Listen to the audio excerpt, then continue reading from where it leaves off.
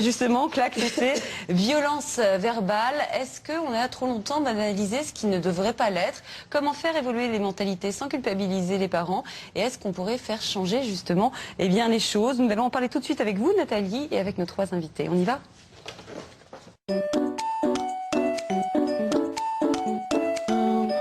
Bonjour Pierre, bienvenue, vous êtes le papa d'une petite fille de 3 ans et vous êtes adepte de l'éducation non violente et vous tentez de ne jamais donner de fessées. Bonjour Véronique, vous avez 2 petites filles, vous dites avoir souvent la main leste et vous aimeriez que ça change. Bienvenue également. Isabelle Filiosa, bonjour, vous êtes psychothérapeute et auteur de J'ai tout essayé chez Lattès. Vous l'avez là, Julia, il est sorti en 2011. Et il est chouette, hein? Et super, j'ai vraiment tout essayé moi aussi. Il y a plein de trucs pratiques. Nathalie, ouais. On commence par quoi? Eh ben, on commence par ce qui se passe sur Facebook. Ah oui. Je crois que nous avons un chiffre à donner puisque il y a eu une question qui a été posée à nos téléspectateurs. Vous nous y avez répondu. Est-ce que vous donnez des fessées à vos enfants? Vous êtes seulement 10% à affirmer que oui et 50% à n'en donner que de façon exceptionnelle. D'accord, donc ça fait quand même, ça fait 60%.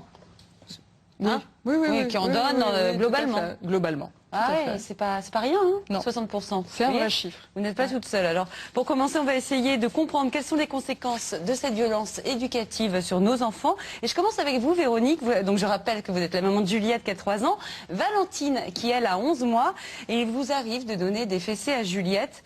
Mais dans quelles circonstances, en fait? Comment ça se passe? En fait, c'est quand même assez récent. C'est depuis la naissance de Valentine. Ouais. Donc, tout a changé. Elle a grandi. Et puis, le fait d'avoir 2 enfants, c'est un petit peu plus difficile. Et donc, je me maîtrise un petit peu moins. Et les colères deviennent plus fortes. Et donc, voilà. Parce qu'elle se titille, elle titille sa petite sœur, c'est ça? Elle vient souvent embêter sa petite sœur. Et puis, elle veut plus s'imposer. J'ai moins le temps de m'occuper d'elle, Ouais. je suppose. Et donc, elle commence à me faire vraiment de grosses colères. Et c'est vrai que les premières solutions, les premiers réflexes, c'était de lui mettre une fessée. Oui. Et avant d'avoir des enfants, vous en pensiez quoi, vous, justement, des fessées, des claques? J'étais totalement contre. J'avais d'ailleurs un regard très critique là-dessus, où je me demandais, où je disais, dis donc, les parents devraient quand même savoir se maîtriser. Ce sont des petits-enfants, on ne peut pas leur mettre de fessées. Et vous pensiez que ça ne vous arriverait jamais? Je ne pensais pas. Je pensais pouvoir vraiment me maîtriser. Bon, je ne bats pas ma fille, je souhaite quand même le préciser. Elle a des petites fessées, mais vous aimeriez que ça cesse, surtout. Exactement. Bah oui, voilà, évidemment. C'est d'ailleurs super de venir témoigner. Ouais, franchement, vous savez, il y a 60% des gens qui vous regardent, a priori, si le sondage n'est pas trop mauvais, qui sont dans la même situation que vous. Pierre, vous êtes le papa donc de Anna, qui a 3 ans. Alors vous êtes adepte de l'éducation sans violence. Et alors, ce qui est assez rigolo, c'est que la seule fessée que vous ayez donnée à Anna, pour le moment, c'est une fessée que vous avez qualifiée de réflexe. C'est-à-dire quoi, une fessée réflexe? C'est, je l'endormais, elle était sur moi un soir et en fait elle m'a mordu dans son sommeil, elle m'a mordu très fort. Ouais. Et c'est parti comme un réflexe, quoi. C'était une tape sur les fesses, elle était sur moi et voilà, c'était la seule, le seul truc pour la faire lâcher prise en fait, parce qu'elle mordait vraiment fort. Et vous en voulez ou pas? Vous en parlez? Et je m'en suis voulu, ouais, bien sûr. Ouais. Je m'en suis voulu, il a fallu que je débriefe avec ma femme, enfin, même avec Anna, on en a reparlé après. Ah, ça vous a un peu traumatisé? Oui, parce que on a tout fait pour que ça arrive pas, et là, c'était pas calculé, quoi. Ouais, et j'imagine que votre femme, elle est sur la même ligne que vous, non? Oui. Il vaut mieux, oui, hein. oui, Quand on est un couple, ça marche mieux comme ça. Ouais. Donc, pas de violence éducative non plus de son côté. Isabelle Filiosa, quelles sont les conséquences de la fessée sur les enfants? Alors, une des premières conséquences, c'est déjà que ça enseigne que la violence peut être une façon de régler les problèmes. Ça ne leur enseigne pas à se maîtriser, comme ça a été dit. En fait, on frappe un enfant le plus souvent parce qu'on n'arrive plus à se maîtriser. Ouais. Mais au-delà de ça, on sait aujourd'hui qu'il y a davantage de violence. Les enfants qui ont été frappés, giflés ou qui ont reçu des fessées vont être plus violents que d'autres et vont avoir davantage de difficultés scolaires. Alors ça, on le savait, on l'observait. Maintenant, on sait ce qui se passe vraiment dans le cerveau d'un enfant. Alors qu'est-ce qu'il ressent, justement, cet enfant qui reçoit une gifle, une fessée? De la peur et de la honte. Et ce qui est problématique surtout, c'est que du coup, ça engendre une stimulation, une hyperstimulation de la petite glande dans son cerveau qui s'appelle l'amygdale et qui gère la réaction de stress. Donc ça sollicite un petit peu excessivement la réaction de stress dans l'organisme de l'enfant. Donc ça va être de plus en plus difficile pour lui de gérer le stress, de gérer la peur, de savoir comment est-ce que je dois avoir peur, pas avoir peur. Quand on reçoit beaucoup de fessées, du coup, on arrive à s'insensibiliser, on sent plus rien, et du coup, l'enfant perd sa capacité à utiliser la peur de manière saine. Oui, d'ailleurs, on dit je sens rien. Tu peux me taper, je sens rien. Oui, alors M'en ça, fiche, quand... ça fait pas mal. Ouais, tout à Oui. fait. Et ça, c'est souvent quand les enfants en ont reçu un certain nombre. C'est ça. Qu'est-ce que ça change? Parce qu'on voit bien que, en gros, c'est souvent exceptionnel chez les parents français, en tout cas, d'en donner une exceptionnellement ou d'en donner plus souvent. Pour l'enfant, d'en avoir reçu, en l'occurrence. Ouais. Alors, si on reçoit une fessée ou une gifle de temps en temps qui est en fait pulsionnelle, tout de suite, le parent s'excuse, parle avec l'enfant, et donc le dommage va être nettement moindre. Sauf évidemment une énorme gifle qui va faire valdinguer le cerveau dans le... Bon, mais ça, c'est dans la violence extrême. Ouais. Sinon, à partir du moment où le parent et l'enfant peuvent discuter, peuvent parler de ce qui s'est passé, le dommage est léger. En revanche, quand c'est régulier, en général, le parent va justifier son acte. Il va dire « c'est pour ton bien ». Et du coup, l'enfant se dit « ah, c'est pour mon bien ». Et du coup, il va se sentir de plus en plus honteux, puis ça le perturbe dans l'idée « qu'est-ce que c'est le bien, qu'est-ce que c'est le mal ?» Puisque ça me fait mal, et en même temps, on me dit que c'est bien.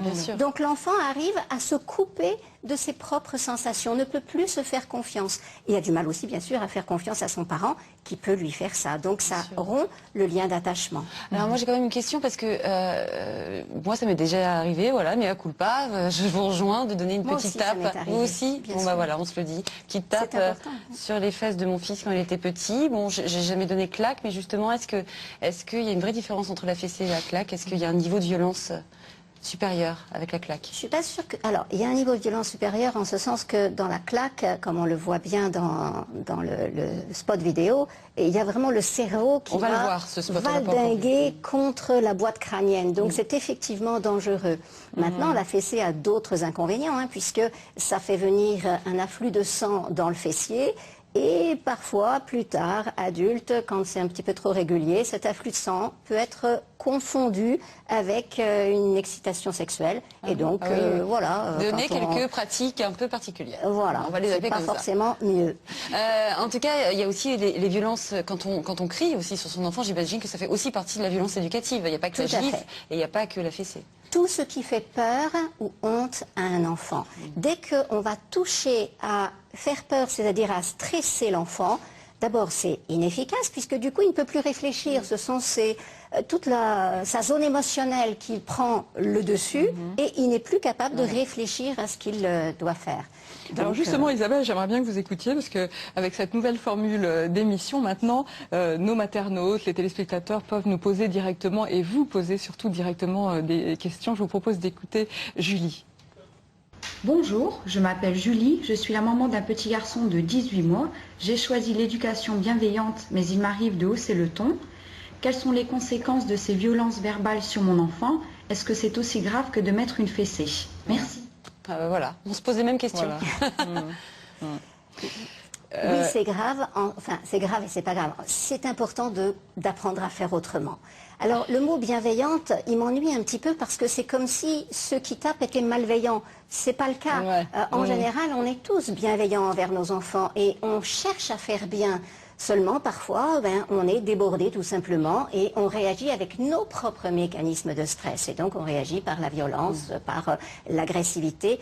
Les cris paniquent tout autant l'enfant. La menace d'une fessée, tu vas voir, ça va tomber. Ça va tomber. Tout ouais. ça stresse terriblement l'enfant. Ouais, d'accord, ok. Donc en fait, ça veut dire que même la menace de la fessée, il faut l'éviter. Ah, tout à fait. Ah bon? Tout à fait. Surtout que quand on menace un enfant de la fessée, qu'est-ce qu'il va faire?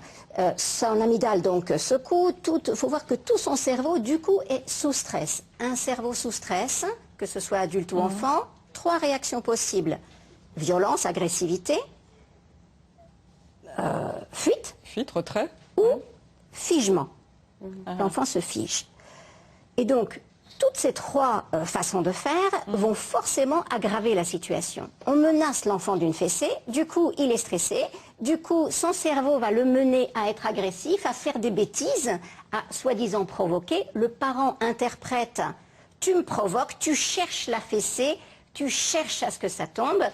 Tu vas la voir. Et tu vas la voir et du coup, voilà. Et en plus, l'enfant est comme soulagé au moment où elle tombe, la fessée. Parce que finalement, la menace s'arrête.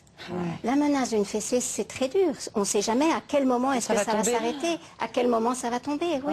Donc, c'est presque un soulagement. Le cerveau est sous stress. Et donc, malheureusement, c'est un soulagement. Et donc, l'enfant, quelque part, se met comme au service du parent. Il voit bien que sa maman est exaspérée, que son papa n'en peut plus. Et c'est trop de stress, trop de tension. Et il ne cherche évidemment pas la fessée, ça n'est pas vrai, mais son cerveau le guide à inviter à ce que ça se... Alors, super. La question que je me pose maintenant, c'est pourquoi nous, en tant que parents, on a autant de mal à éduquer justement nos enfants sans cette violence. C'est ce qu'on va essayer de comprendre avec vous, Véronique. Comment vous vous sentez, vous, après avoir donné justement une fessée? Qu'est-ce qui se passe dans votre tête à vous? En fait, je culpabilise beaucoup et c'est pour ça que je me remets vraiment beaucoup en question. Hein, et c'est pour ça que j'étais vraiment ravie de venir ici pour pouvoir en discuter, parce que je vois bien déjà ça ne fonctionne pas et en plus, je veux dire, qui aime mettre des fessées à son enfant, je veux dire, c'est pas... Hein, on ne s'aime pas soi-même quand on fait ça. Exactement. Et alors, comment vous pensez que c'est... Pourquoi vous n'arrêtez pas, en fait? Pourquoi vous n'arrivez pas à vous empêcher de le faire, plus exactement? En fait, c'est que je suis désarmée. Là, elle a 3 ans, presque 3 ans et demi, et il y a quelques fois où elle me fait de telles colères, de telles crises que je suis devant elle et je ne sais plus quoi faire. Et en fait, pour que ça s'arrête net, c'est vrai que souvent, il y a une fessée qui ça s'arrête? Ça s'arrête, mais ça reprend pas longtemps après. Ça ne sert strictement à rien. À rien, vous le savez. Et vous, enfant, vous avez trouvé un bon truc quand même, vous m'avez dit tout à l'heure hors antenne. Ah, vous parliez hors antenne, coquine. On veut savoir, qu'est-ce que vous vous êtes dit?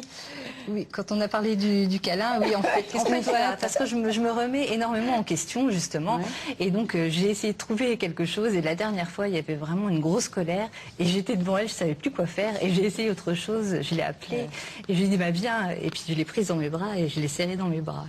Et alors, c'était bien? Ça marchait? Ben ouais, super. C'est la méthode de Jésus, en fait. Hein, c'est ça. Faut tendre l'autre joue. C'est super. Bon. Ça vous fait pleurer? Ouais, mais c'est vrai que c'est émouvant. Arrêtez, si vous pleurez, moi je pleure aussi. D'avoir trouvé quelque chose mais ouais, c'est émouvant. Alors on dit souvent, Isabelle Filiosa, enfin que quand on en a reçu soi-même, quand on était enfant, des fessées, ça devient très difficile justement de s'empêcher de le faire. C'est lié, ça? Une éducation avec fessées amène l'éducation avec fessées?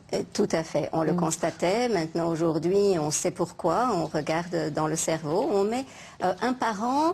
Alors, on met des gros appareils pour voir ce qui se passe dans le cerveau et on met un enfant qui pleure en face et on regarde ce qui se passe dans le cerveau du parent.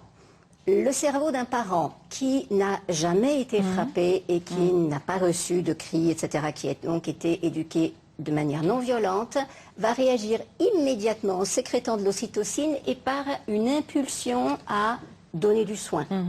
Le cerveau d'un parent qui a reçu des coups, qui a eu peur, eh bien, c'est pas du tout le même circuit. L'ocytocine n'est pas sécrétée. En fait, même les récepteurs d'ocytocine n'ont pas pu se développer réellement.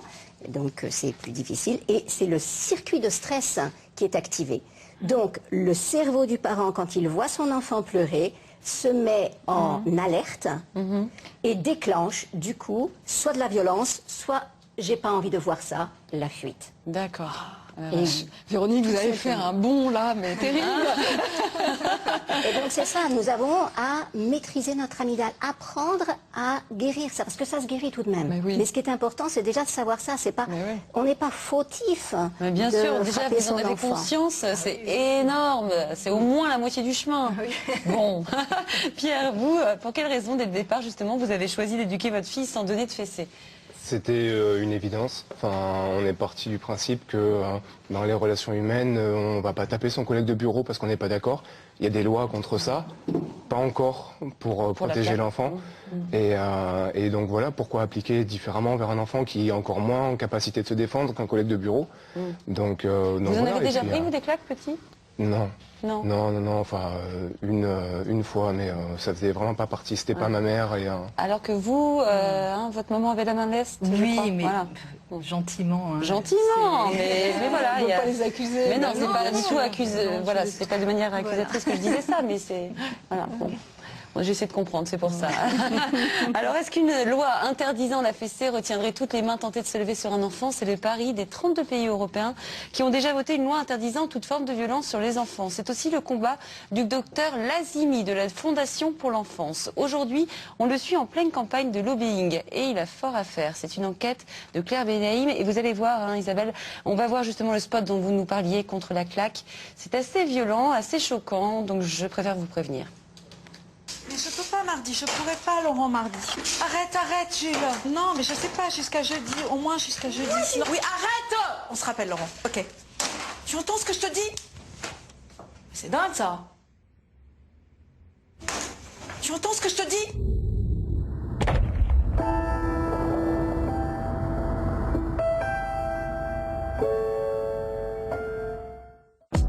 Il n'y a pas de petite claque. Voilà le message lancé cet été par la Fondation pour l'enfance à la télé. Sur Internet, on compte plus de 10 000 commentaires.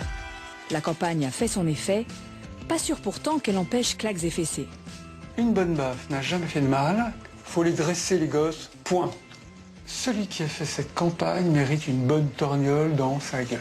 C'est fantastique ça. Des réactions qui n'étonnent pas vraiment le docteur Lazimi, coordinateur de la campagne. Ça gêne parce qu'on vit dans une société où on a peur des enfants.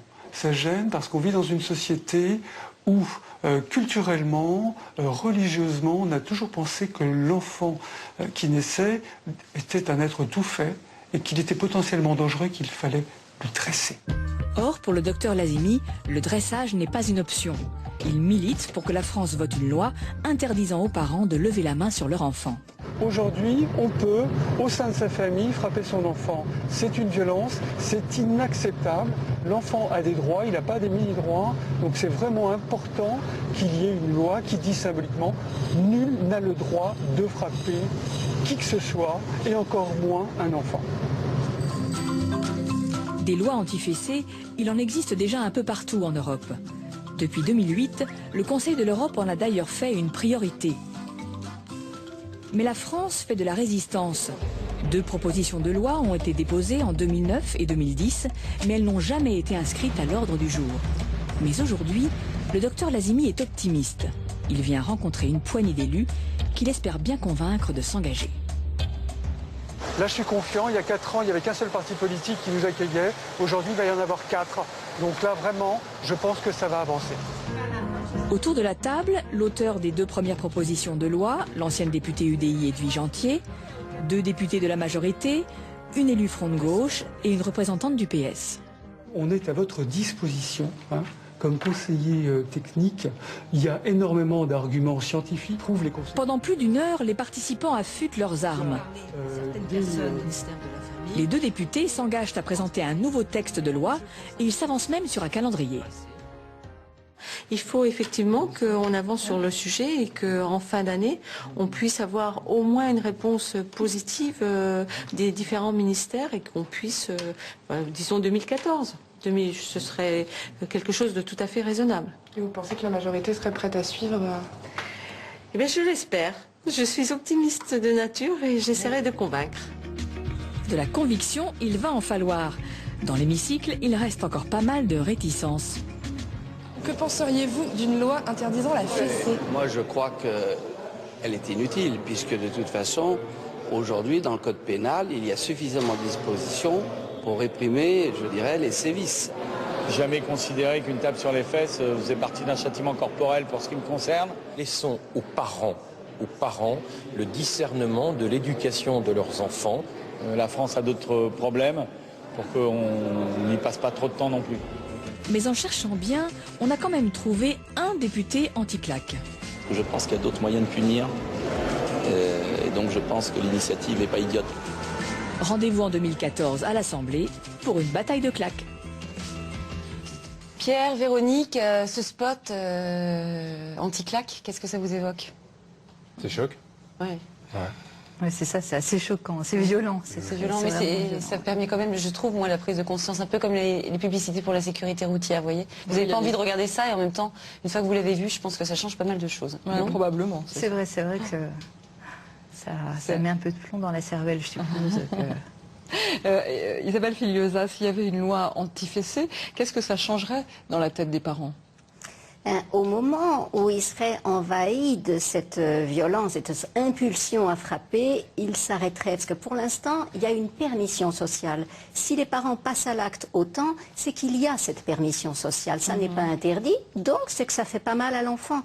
Et s'il y avait cette loi, eh bien, il n'y aurait plus la permission sociale, ce serait l'interdit social. Et bon, ça fait mal aux enfants. Ok, mais je ne veux pas faire mal. Alors, les parents vont chercher des options. C'est important aussi de se souvenir que cette loi ne cherche pas à punir les parents. Il ne s'agit pas du tout de ça. Ce ne serait pas du tout une loi pénale. Ce serait une loi qui permet juste de savoir non, ça c'est quelque chose qui ne se fait pas. Et il y a d'autres façons d'accompagner les enfants et de résoudre les problèmes du quotidien. Et même peut-être, enfin c'est vraiment une question que je me pose, peut-être que pour les enfants, le fait de savoir que c'est vraiment interdit. Mais tout à fait. Peut-être, je sais pas, je m'interroge en tout cas. Les droits des enfants, c'est un des droits des enfants, on pourrait l'imaginer comme ça. Il y a Katia, une de nos maternautes, Julia, qui nous disait, oui mais voyez par exemple pour les femmes, on a posé maintenant une loi pour protéger les femmes, pour qu'elles ne soient plus tapées, et au fond, finalement, est-ce qu'il ne faut pas faire ce parallèle-là avec les enfants ? Tout à fait. Alors bon, maintenant qu'on sait tout ça concrètement, comment on fait pour éduquer nos enfants autrement? Et là je me tourne vers vous, Pierre, parce qu'apparemment vous avez des solutions. Comment vous faites, vous, pour pas vous laisser déborder? Comment vous faites? C'est un travail de tous les instants et je pense que c'est que ça prend du temps. Ça prend du temps parce qu'il faut placer l'enfant au centre des préoccupations.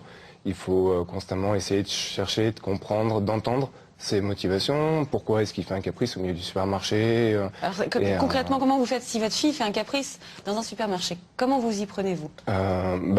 Déjà, on va travailler en amont, on va essayer de faire en sorte d'éviter d'aller faire les courses le soir à 17 ou à 19h quand elle est déjà en fin de journée, qu'elle est à bout, que moi aussi je suis à bout. On essaye de s'organiser pour que déjà on y aille dans les meilleures conditions possibles et qu'on n'aboutisse pas à ça. Après, quand on est obligé, parce qu'on peut pas toujours faire comme on veut, il y a une des solutions qui a été donnée, c'est déjà de la prendre, plutôt que de lui mettre une fessée devant tout le monde et de la tirer par l'oreille, c'est de la prendre contre moi, de lui parler doucement et de lui dire que je comprends qu'elle veut son ballon, qu'elle veut l'objet du caprice ou de la demande, que je comprends ça, qu'on peut pas l'acheter aujourd'hui, mais qu'on va le mettre dans un petit coin de ma tête et que la prochaine fois où on viendra pour acheter quelque chose, on ira directement vers ça parce que je sais qu'elle en a envie. Ça marche. Et surtout, ce qu'il faut pas oublier derrière, c'est le détournement d'attention. C'est de donner une alternative, c'est partir sur autre chose. Du type frère. Ouais. Du type. Mais par contre... on avait dit qu'on venait acheter des artichauts parce que tu adores les artichauts, viens, on va aller les chercher. Et tu vas les choisir toi-même. Et tu vas les choisir et c'est toi qui vas appuyer sur la balance et voilà. Vous êtes bons tous les deux dans le duo là, c'était bien. Maman, papa. Ah bah oui, mais il y en a déjà une qui est vachement bien en coulisses. Juste une petite chose avec laquelle je ne suis pas d'accord, c'est sur le fait que ça prend beaucoup plus de temps. C'est l'impression qu'on a parce qu'on consacre du temps à l'enfant. Mais dans la réalité, les parents qui utilisent les cris, les punitions, les fessées, perdent énormément de temps en conflits, en disputes, etc. Moi, je Donc ça prend pas... raccourci. Comme pour mettre fin, justement, pour arrêter net. Oui, seulement ça revient après. Voilà. Donc finalement, on gagne du temps à être dans la non-violence. Qu'est-ce qu'on peut donner comme conseil aux parents qui ont du mal à ne pas la faire partir, cette fessée? Quand la situation est trop difficile, on sent qu'on c'est devenu trop chaud, là, vite sortir de la situation. Alors, si l'enfant est suffisamment grand, on peut aller faire une promenade dehors, etc. Sinon, au moins, on peut aller faire pipi, on va aux toilettes, et là, on respire. C'est-à-dire que si on reste face à l'enfant, c'est extrêmement difficile de gérer. C'est-à-dire que le moindre regard de l'enfant, et forcément, l'enfant, il est terrorisé, mais notre cerveau interprète le regard. Donc, il vaut mieux sortir de là pour calmer nous-mêmes notre amygdale et devenir capable de réfléchir, et de rejuger la qu'est-ce qui se situation passe. calmement. Mais le mieux, c'est encore de travailler en amont, c'est-à-dire d'éviter de laisser venir la sauce trop haut. Et donc, une très très bonne chose, c'est par exemple de donner 10 minutes d'attention complète par jour à un enfant dès le matin. C'est-à-dire que si on donne 10 minutes de câlins, mais aussi de jeux, 10 minutes où c'est l'enfant qui dit ce qu'il veut. Et nous, on est là au service de l'enfant. Ces 10 minutes le nourrissent tellement que du coup, il va nettement moins avoir besoin de harceler, de demander, de faire des choses pour provoquer papa, de faire des choses pour provoquer maman. Ça calme le jeu. Et puis, on peut apprendre toutes sortes de petites techniques anti-stress, genre tout simple, souffler dans un ballon, boire un verre d'eau, boire à la paille. Et alors ça, c'est super parce qu'on peut le faire avec les enfants. Le problème, quand nous, on se met à crier, à hurler ou à taper, c'est qu'on enseigne aux enfants, quand tu es énervé, c'est une bonne chose de crier, de taper. Tandis que si on lui dit, voilà, regarde, moi, on va apprendre ensemble à calmer nos émotions et à gérer ce qui se passe. Et on apprend ensemble à souffler dans une paille. On peut s'envoyer un petit ballon à travers la table. Parce que ça aide à gérer le stress. Isabelle Filiosa, tout à l'heure vous disiez ce qu'on peut faire quand c'est exceptionnel, c'est tout de suite discuter avec l'enfant, s'excuser. Qu'est-ce qu'il comprend quand il nous voit comme ça, culpabilisé? Il comprend qu'il a raison de sentir que ça lui a fait mal. Il comprend qu'on est digne de confiance parce qu'on est quelqu'un avec lequel on peut communiquer. Donc ça restaure le lien. Et donc, il comprend que taper, c'est pas une bonne chose et qu'il a raison de sentir ce qu'il sent. Véronique, qu'est-ce que vous pensez de cette conversation? Non, mais c'est vraiment intéressant. Et puis, j'avoue qu'en regardant vraiment bien les choses, c'est une bonne idée. Enfin, c'est une bonne idée, de bonnes pistes à suivre, parce que c'est vrai que je ne suis pas la seule dans ce cas-là. Souvent, on est vraiment désarmé, on ne sait pas trop quoi faire. C'est vrai qu'on voit beaucoup de psychologie dans tout. Comment est-ce que je dois faire? Comment il va réagir? Et au bout du compte, on ne sait plus ce qu'il faut faire. Maintenant que j'ai décidé de rester un petit peu plus calme, un petit peu plus zen, et voilà, ça c'est des pistes que je vais pouvoir suivre, à la maison aussi. Exactement. Et c'est important de s'entraîner dans les moments où c'est calme, justement. Oui, voilà. D'accord, ça c'est une bonne idée, bien sûr. Ça marche pas. Pas tout de suite. Bon, merci beaucoup Isabelle, merci à vous deux. Nathalie, vous avez des livres à nous proposer. Rapidement, Spirale, Punir bébé. Vous imaginez la provoque. Punir bébé, bien sûr, il n'est pas question de punir bébé. Bernard Gols, qui est un grand spécialiste des enfants, nous indique ici que surtout qui aime bien châtie bien. Il faut arrêter avec ça. Les enfants si jeunes ne font pas des caprices, ils ne sont pas équipés d'un point de vue cerveau pour faire des caprices à leurs parents. En revanche, c'est vrai, vous allez découvrir tout ça dans ces livres. Le livre de Noël Janice Norton, Parents bienveillants, même si vous avez relevé que bienveillant, c'est pas tout à fait ça. Développer la coopération, la confiance de nos enfants, c'est l'instant présent. Vous allez trouver des trucs, et ce truc que vous avez trouvé, c'est-à-dire faire un pas de côté, c'est-à-dire cet enfant-là qui ne réagit pas, qui ne vous écoute pas, qui n'a pas respecté la règle. Souvenez-vous, il y a d'autres règles sur lesquelles il est au top. Il ne faut pas voir d'un seul coup l'enfant comme un diable, et vous aussi ce que vous disiez, c'est-à-dire contenir l'enfant physiquement, c'est-à-dire lui donner de la sécurité. Il en a tellement besoin. Eh bien, à appliquer à la maison en rentrant. Merci beaucoup Nathalie. Elsa, on clique où ?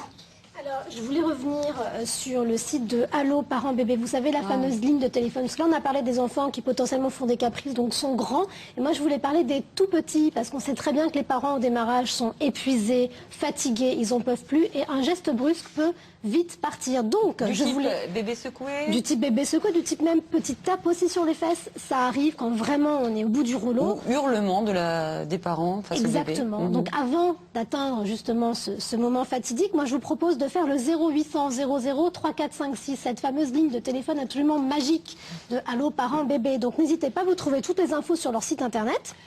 Vous avez trouvé d'autres choses, Elsa? Alors j'ai trouvé évidemment d'autres choses. J'avais envie de vous faire plaisir, Isabelle. Je veux parler de superparents.com.